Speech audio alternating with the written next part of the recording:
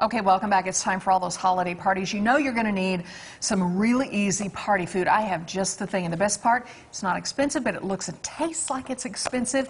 You like brie? Yes, I do. I love brie. It's cheese, isn't it? It's cheese. Yeah, I love it. It's cheese. You can find it everywhere. And I love the rind.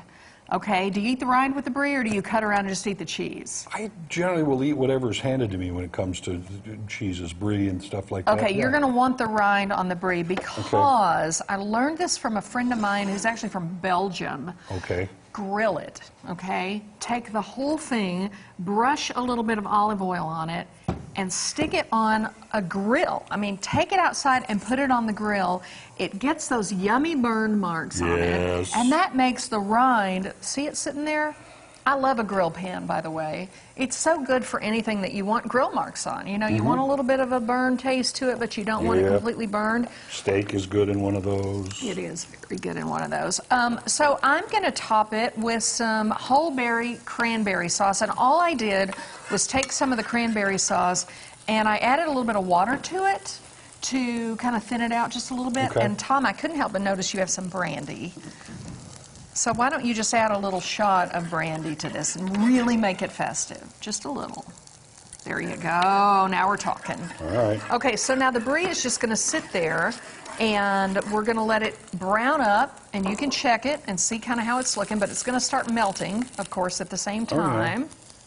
Now, do you want to put the marks on both sides? Oh, yes. Okay. And we want to make sure. And here's another tip for you. If you have a lid, set it right over the top, and it'll kind of get all steamy sauna going on in there, you know what I mean? And it'll melt the cheese maybe a little bit faster. Yes, it will. And you don't need a ton of olive oil.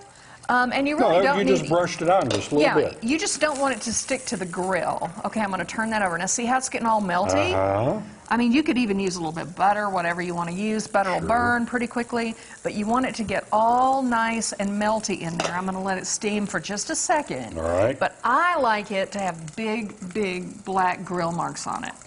And then when you put it on your plate and you open it up and you carve it up, if you like that rind, you're going to like it even better. And if it's not quite melty enough, we're going to go to a break and we're going to show it to you and let it brown up a little bit more.